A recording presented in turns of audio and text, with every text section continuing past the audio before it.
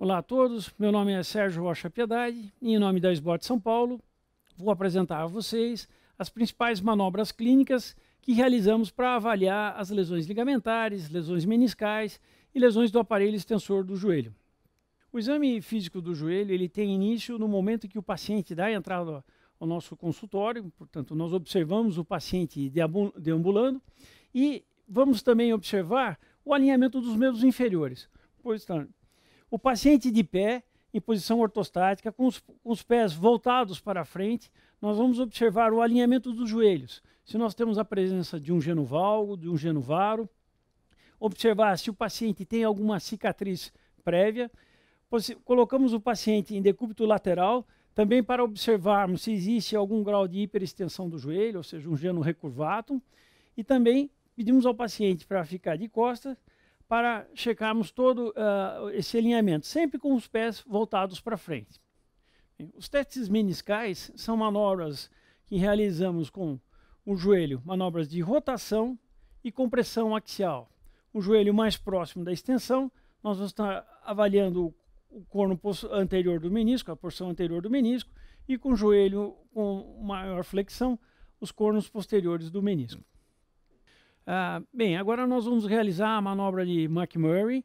A manobra de McMurray nós realizamos com o quadril em flexão de 45 graus e vamos realizar a manobra de rotação interna e externa do joelho, realizando um pouco de flexão e extensão. Nessa manobra, na presença de lesão meniscal, nós podemos observar um estalido ou o paciente referir dor à manobra nessas manobras de rotação e compressão. A dor no compartimento medial, evidentemente, são lesões do menisco medial, e dor no compartimento lateral são decorrentes de lesões do menisco lateral. Bem, agora nós vamos mostrar o teste de Apley. O teste de Apley compreende paciente de decúbito ventral. Nós vamos realizar a flexão a 90 graus do joelho e vamos exercer uma compressão axial e uma rotação. A rotação interna e rotação externa do joelho. É importante salientar que essa manobra, em rotação externa, nós avaliamos principalmente o compartimento medial, ou seja, menisco medial, e a manobra em rotação externa, o menisco lateral.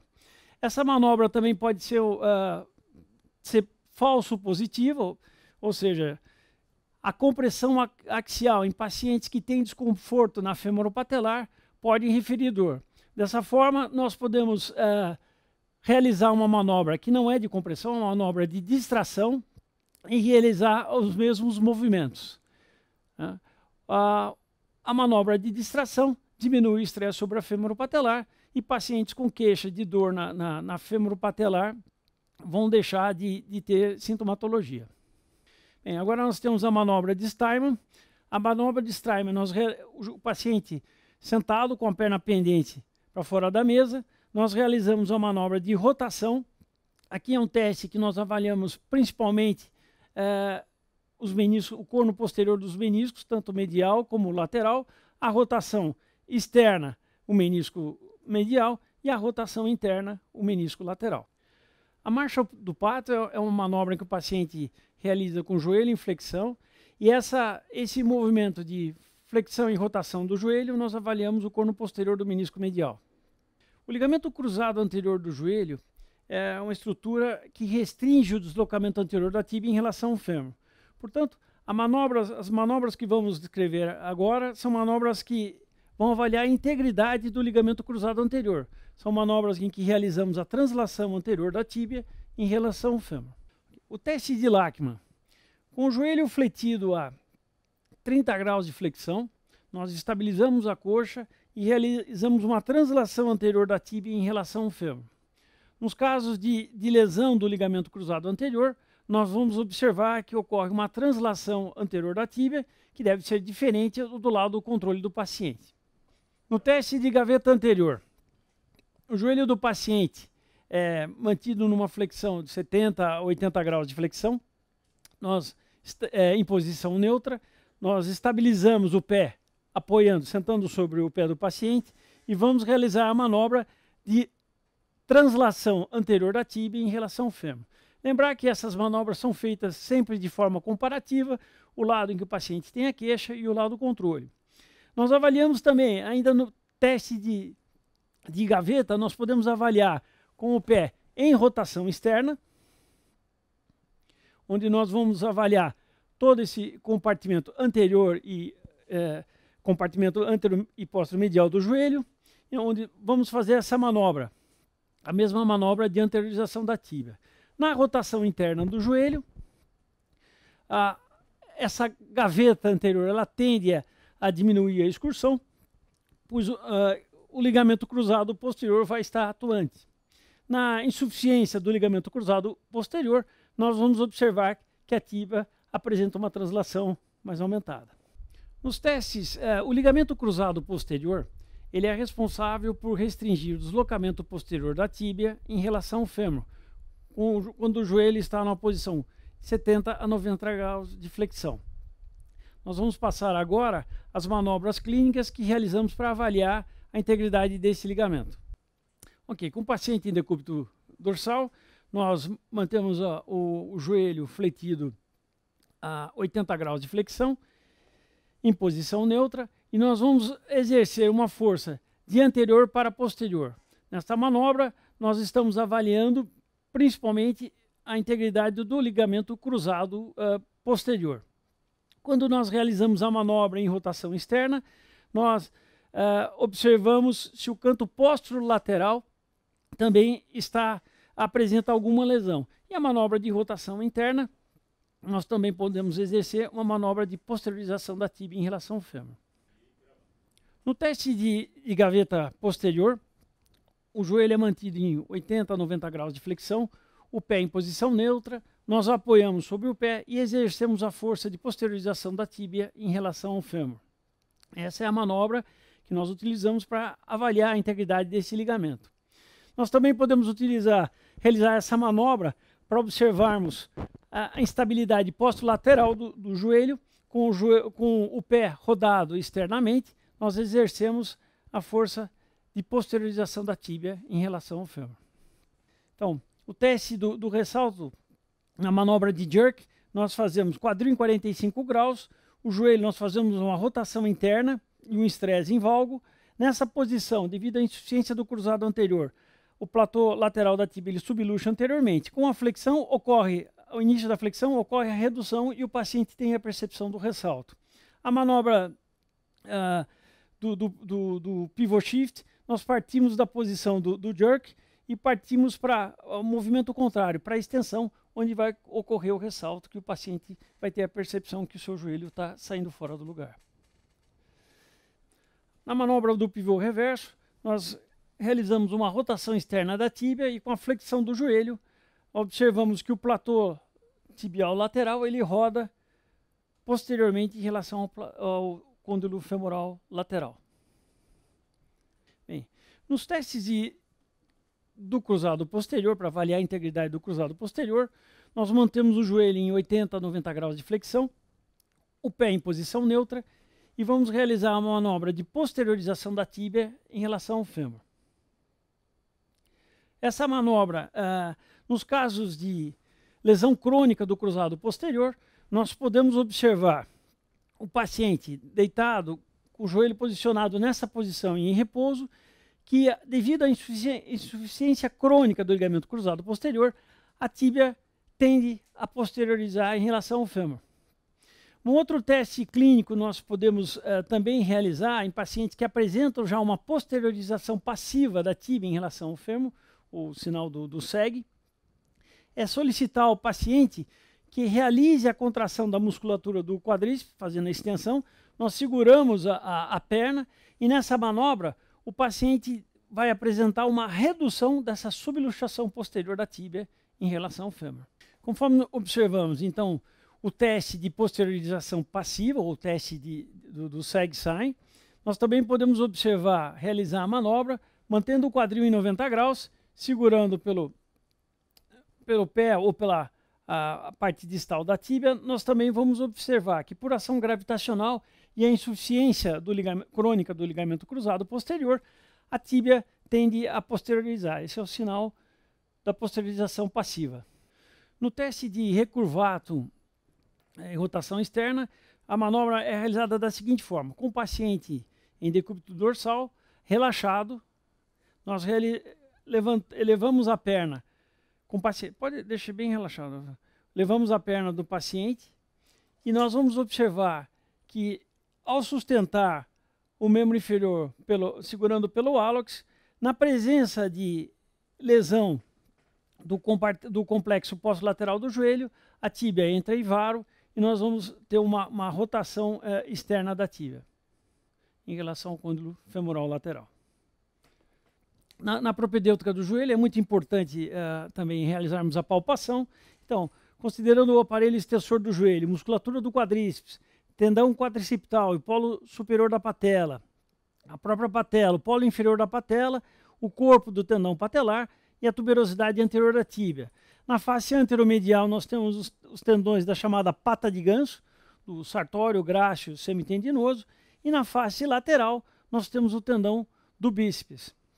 Uma outra fase importante na avaliação é solicitar ao paciente que realize a extensão do joelho, estenda a perna, flete o joelho, estenda, faça repetidamente movimentos de flexão e extensão do joelho, e nós vamos observar como está o comportamento da musculatura extensora do joelho.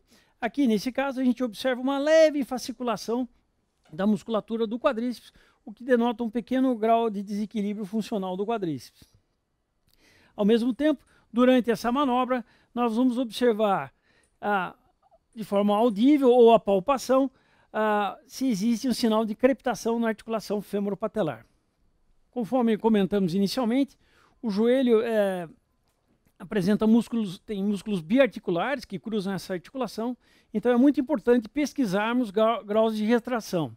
Para a musculatura posterior dos isquiotibiais, nós fletimos o quadril em 90 graus e nós vamos realizar a extensão do joelho. Esse ângulo que se forma é o chamado ângulo poplíteo, ele nos dá uma ideia do grau de retração da musculatura dos isquiotibiais. Com relação à musculatura extensora, nós decúbito ventral, por favor, de barriga para baixo, posicionamos o paciente em decúbito ventral e nós vamos realizar a flexão do joelho. Isso é feito de forma comparativa e nós vamos observar que se existir algum grau de retração da musculatura do aparelho extensor do joelho, nós vamos observar uma limitação da flexão do joelho, assim como uma elevação do quadril. Com o paciente posicionado em decúbito ventral, nós vamos avaliar se existe uma retração do músculo quadríceps. Então nós vamos realizar uma flexão dos joelhos e nós vamos observar, em casos em que ocorre algum grau de retração dessa musculatura do quadríceps, nós vamos observar uma diferença, aqui no caso, do lado direito em relação ao lado esquerdo. Na avaliação da articulação patelofemoral, com o paciente com a perna relaxada, nós vamos realizar a palpação das facetas articulares, a faceta lateral, faceta medial. Ao mesmo tempo, nós vamos realizar a avaliação da mobilidade e excursão lateral da patela, tanto para lateral como para medial, com o joelho em extensão e também com o joelho em flexão. Realizamos também uma manobra de compressão da articulação patelofemoral para avaliar se isso traz algum desconforto ao paciente. Nos quadros de instabilidade patelofemoral, nós também podemos realizar uma manobra com o joelho a 30 graus de flexão e nós exercemos uma força para realizar a lateralização da patela em relação ao fêmur. Essa aqui é uma visão vista de frente e agora nós vamos ver uma visão de lado. Nos quadros de instabilidade patelofemoral, é muito importante avaliarmos a excursão patelar. Então, solicitamos ao paciente que realize o movimento de flexão do joelho. Nós vamos observar como está funcionando a musculatura do quadríceps. Se a patela, ao final da extensão, ela apresenta aquele sinal em baioneta, ou seja, do J, o sinal em J invertido. E, eventualmente, pacientes com desconforto mais importante vão apresentar o déficit final da extensão do joelho. Na avaliação dos ligamentos colaterais, nós vamos realizar manobras de estresse em valgo, para avaliar o ligamento colateral interno, e as manobras de estresse em varo, para avaliar a integridade dos ligamentos laterais. Na presença de lesão ligamentar, o que nós vamos observar é o chamado bocejo articular, tanto na manobra em valgo para o compartimento interno, como na manobra em varo para o compartimento externo. A avaliação do ligamento colateral interno do joelho, nós vamos realizar a manobra de estresse em valgo. Então, com o joelho a 0 graus, a coxa apoiada à mesa, nós vamos realizar a manobra inicialmente a 0 graus, então uma manobra de estresse em valgo, apoiando a mão na face lateral do joelho para gerar esse bloqueio e fazer a manobra de estresse em valgo. A seguir, nós realizamos a manobra com 30 graus de flexão e repetimos o mesmo gesto. Nessa posição, nós temos um estresse principalmente sobre o ligamento colateral interno, enquanto que o joelho em extensão, nós avaliamos tanto o compartimento medial como estrutura o ligamento cruzado posterior, pois o joelho se mantém em extensão. Para avaliarmos o ligamento colateral lateral, repetimos a mesma manobra, só que num outro sentido, ou seja, o estresse agora é gerado em varo, conforme nós observamos aqui. E a seguir nós vamos fazer a mesma manobra, ou seja, repetir uma flexão em torno de 30 graus e o estresse em varo para avaliar a integridade do ligamento colateral lateral. Importante salientar que essa manobra deve ser feita tanto no membro afetado como no membro contralateral. Durante a marcha, nós vamos observar se o paciente apresenta alguma flambagem, seja ela medial ou lateral, devido à insuficiência dos ligamentos colaterais. E, ao mesmo tempo, se apresenta alguma postura em flexo do joelho. De pé, então, tomando o paciente de pé, nós observamos o alinhamento do membro inferior, se existe uma deformidade em varo, em valgo. De lado, nós observamos se existe um alinhamento, se existe um geno recurvado, ou mesmo se o paciente apresenta algum flexo do joelho. Ainda na avaliação do aparelho extensor do joelho, é importante avaliarmos a altura patelar. Na clínica, nós sabemos que com o joelho fletido em 90 graus, traçando-se uma linha sobre a cortical anterior do fêmur, nós vamos observar que ele deve cortar o polo superior da patela. Então, essa é uma forma clínica de avaliarmos a altura patelar do paciente. Isso sempre feito de forma comparativa com o lado em que o paciente tem queixa e o lado que ele ocorreu a lesão.